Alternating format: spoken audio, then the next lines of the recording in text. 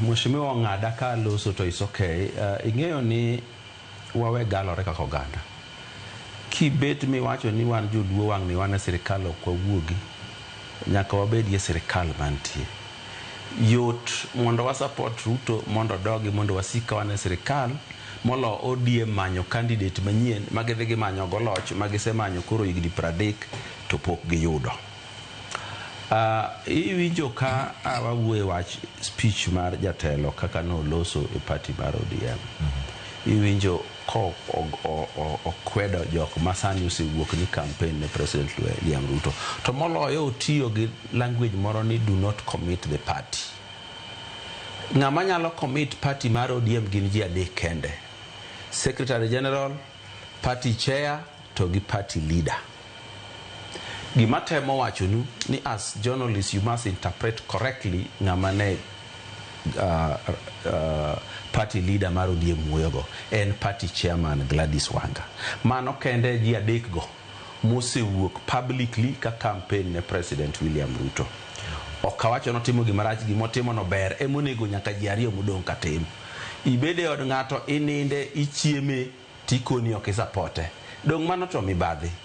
Kik wagal jopiny ahinya. Ka wan e sirikand Ruto, wachieme sirikand Ruto, wayudo dongruok e sirikand Ruto, to wanyise kama wantie no. Nikech wang'e ni wamake gi kama rach, ni support to kwa bi supporti 2027. Mano e dishonesty mwasirito go piny luo e higni gite. Nyaka wabed joma rito piny gi honesty. Warito piny gadira. Kik waket ni wadwa galo ji gi weche moko ma ok be konyowa. Kaka oganda luo nyaka wachak koro chano kaka wabiro bede lojni e higni mabiro, kata en 2032 kata en 2037 kata 42. Nyaka wachak pangore, to onge ng'ama nyalo pangore ni biro kawo loch ka jotelo matindo masani to wathiro wadeko wigi gidok piny.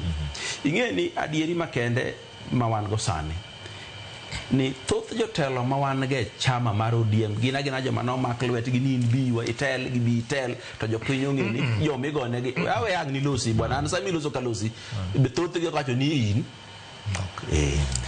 thoth gi gina joma nomak lwetgi no ming'ane moloyo to ng'ama ne ok otim nomination kare to be kikuo olinga thi ka ji piem to ji piem opiem jaluo gi jaluo. Ing'e ni the moment ma party osemiyo tiko koro kipiem gi luo, koro ipiem gi party ma ODM ochungo cha. Jatelo malong'o machimoro ne ked no ganda gi jokabinde maoko nyaka chak puonjre piem ei party gi ka.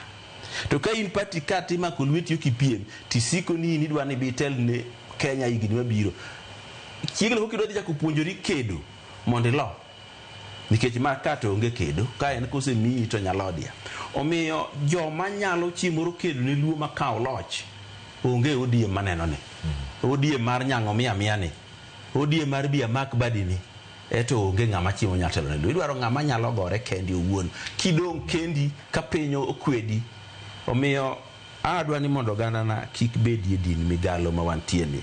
Wachiew mwaya wang'wa mwago tamsi ni higni 30 mwasemanyo loch pok wayudo ang'o momiyo kwayude. Bende ka ODM romo to onego bed ni item mokwongo en their achievement in 20 years. Ok ni gidwa wacho kuma gidwa dhiye 2027. Achievement 20 years en ang'o? En ting'o bat, en jogi ok jowa, en donjo sirikal tigolo joluo manodonjo sirikal chon nikech gibiro